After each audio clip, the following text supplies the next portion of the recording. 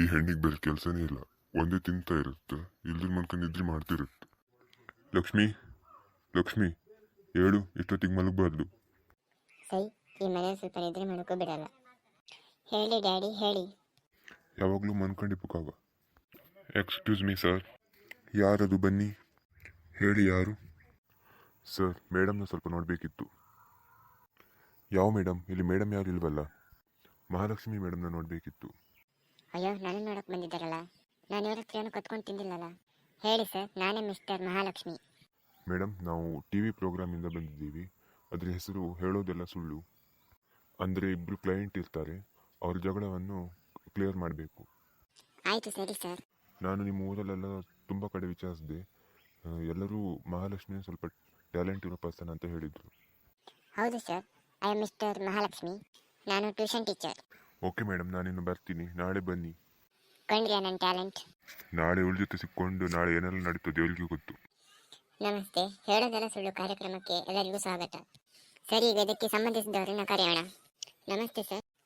ನಮಸ್ತೆ ಮೇಡಮ್. ಸರಿ, ನಿಮ್ಮ ಪ್ರಾಬ್ಲಮನ್ನು ಹೇಳಿ. ಮೇಡಮ್, ಮದುವೆಯಾಗಿ 2 ವರ್ಷ ಆಯಿತು, ಆದರೂ ಇವರು ಮಾತಾಡೋದು ನನಗೆ ಅರ್ಥನೇ ಆಗ್ತಿಲ್ಲ. ಏನೇನೋ ಹೇಳ್ಕೊಂಡು ಹೊಡೆಯೋಕೆ ಬರ್ತಾರೆ. ನಾನು ಮಾಡೋ ಅಡುಗೆ ಅವ್ರಿಗೆ ಇಷ್ಟನೇ ಆಗೋದಿಲ್ಲ. ಎಷ್ಟು ಚೆನ್ನಾಗಿ ಮಾಡಿದ್ರು ಅವ್ರು ತಿನ್ನೋದೇ ಇಲ್ಲ. ಏನು ತಿಂದೆ ತಿಂದೆ ಕರೆಂಟ್ ಕಂಬದ ಥರ ಬೆಳೀತಾ ಹೋಗ್ತಿದ್ದಾರೆ. ಇದೆಲ್ಲ ಒಂದು ವಿಷಯನಾ? ಈ ವಿಷಯನೆಲ್ಲ ನೀವೇ ನಿಮ್ಮ ಮನೆಯಲ್ಲೇ ಸರಿ ಮಾಡ್ಕೊಳ್ಬೋದಲ್ವಾ? ಇದು ತುಂಬ ಚಿಕ್ಕ ವಿಷಯ. ಏನು ಮಾತಾಡ್ಕೊಂಡು ಸರಿ ಮಾಡೋದಾ?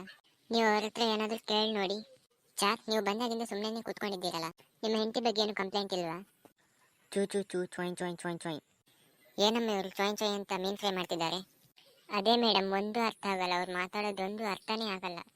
ಎಷ್ಟೇ ಅಲ್ಲ ಮೇಡಮ್, ತರಕಾರಿ ಸಾರು ಮಾಡಿದರೆ ಹೊಡಿತಾನೆ. ಬೇಲಿ ಸೈಡ್ ಇಪ್ಪು, ಹುಳ, ಹಾವು, ಎರೆಹುಳ ಎಲ್ಲದನ್ನೂ ಹಿಡ್ಕೊಂಡು ಬಂದು ಸಾರು ಮಾಡುವಂತಾನೆ. ಅದನ್ನೆಲ್ಲ ಮನ್ಸಿಗೆ ತಿಂತಾರ?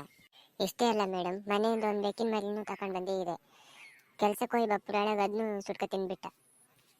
ಈ ಥರದೊಂದು ಮನುಷ್ಯನ ನನ್ನ ಜೀವಮ ಅಂತಲೇ ನೋಡಿಲ್ಲ. ನೈಟ್ ಮಲಗಿದ್ದಾಗ ನನ್ನ ಜಡೆ ನೋಡಿ ಏನೋ ಹುಳ ಅಂತ ಅದನ್ನು ಸುಟ್ಟುಬಿಟ್ಟ. ಈಗ ನನಗೆ ಕೂದಲೇ ಇಲ್ಲ, ಅದಕ್ಕೆ ಬಟ್ಟೆ ಕಟ್ಕೊಂಡು ತಿರ್ತಿದ್ದೀನಿ. ರಾತ್ರಿ ಎಲ್ಲ ನಿದ್ರೆ ಮಾಡಲಿಕ್ಕೆ ಭಯ ಆಗ್ತದೆ ಮೇಡಮ್, ಎಲ್ಲಾದರೂ ನನ್ನನ್ನು ಹಿಡ್ಕೊಂಡು ತಿಂದ್ಬಿಡ್ತಾನೆ ಅಂತ. ನೀವು ಹೆದರ್ಕೊಳ್ಬೇಡಿ, ನಾವಿದ್ದೀವಿ, ನಮ್ಮ ಟೀಮ್ ಇದ್ದೀವಿ, ನಮ್ಮ ಸಪೋರ್ಟ್ ನಿಮ್ಮ ಜೊತೆ ಇದೆ. ಚೂ ಚೂ ಚೂ ಚೊಯ್ ಚೊಯ್ ಚೊಯ್. ಸುಮ್ಮನೆ ರೀ, ಒಂದೊಂದು ಚೊಯ್ ಚೊಯ್ ಚೊಯ್ ಚೊಯ್ ಚೊಯ್ ಚೊಯ್. ಏ ದೇವರೇ, ಹಾವನ್ನು ಹಿಡ್ಕೊಂಡು ಬಂದಿದ್ದಾನೆ, ನಾವು ಓಡೋಗೋಣ. ಇವ್ರು ಯಾಕೆ ಸೋಫಾದ ಮೇಲೆ ಹತ್ತಿ ಕಿಟಕಿಯಿಂದ ಹಾರ್ಕೊಂಡು ಹೋದ್ರು? ಏ ದೇವರೇ, ಇವ್ರ ಪ್ರಾಬ್ಲಮ್ ಮುಗಿಸೋದ್ರಾಗಿ ಇವ್ರು ನನ್ನ ಕಥೆನೇ ಮುಗಿಸ್ಬಿಡ್ತಾರೇನೋ.